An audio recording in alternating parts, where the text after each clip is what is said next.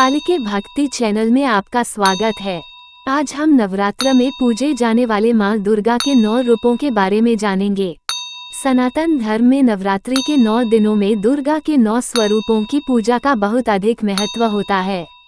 माना जाता है कि 9 दिनों तक अगर विधि विधान के साथ माँ दुर्गा के 9 रूपों की पूजा अर्चना की जाए तो माँ दुर्गा प्रसन्न होकर आपकी हर मनोकामना पूरी करती हैं। इन 9 दुर्गा देवियों को पापों की विनाशिनी कहा जाता है। हर देवी के अलग अलग वाहन हैं, अस्त्र शस्त्र हैं, परंतु ये सब एक हैं और सभी परम भगवती दुर्गा जी से ही प्रकट हुई हैं। दुर्गा जी पहले स्वरूप में शैलपुत्री के नाम से जानी जाती हैं। ये ही नवदुर्गाओं में प्रथम दुर्गा हैं।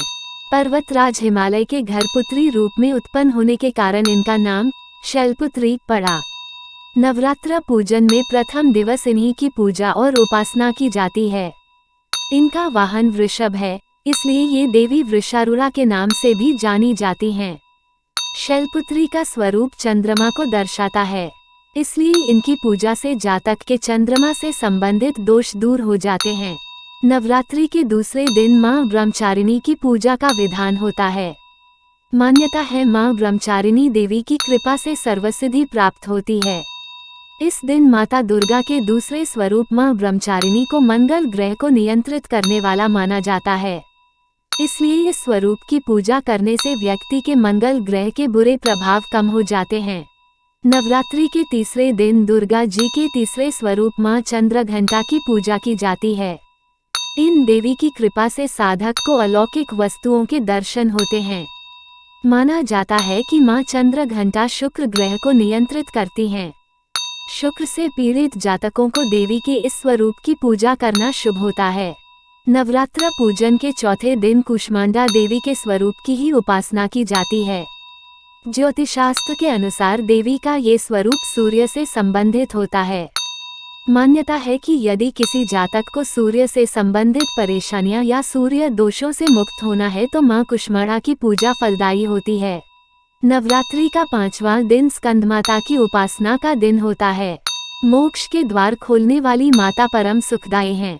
देवी स्कंदमाता बुध ग्रह को नियंत्रित करती हैं, इसलिए मां स्कंदमाता की पूजा करने से व्यक्ति के बुध ग्रह के बुरे प्रभावों से मुक्ति मिलती है।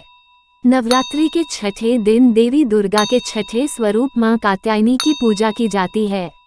इनकी उपासना और आराधना से भक्तों को बड़ी सहजता से अर्थ, धर्म, काम और मोक्ष चारों फलों की प्राप्ति होती है। उसके रोग, शोक, संताप और भय नष्ट हो जाते हैं। जन्मों के समस्त पाप भी नष्ट हो जाते हैं।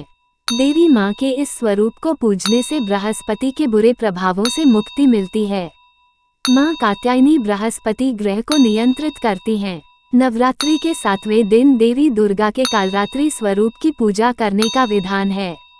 इनकी पूजा करने से शनि के दुष्प्रभावों से मुक्ति मिलती है।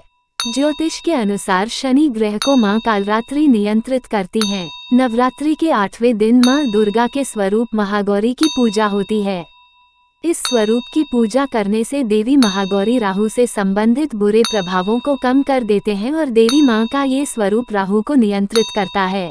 नवरात्रि के 9वें दिन दुर्गा जी के 9वें स्वरूप माँ सिद्धिदात्री की पूजा की जाती है।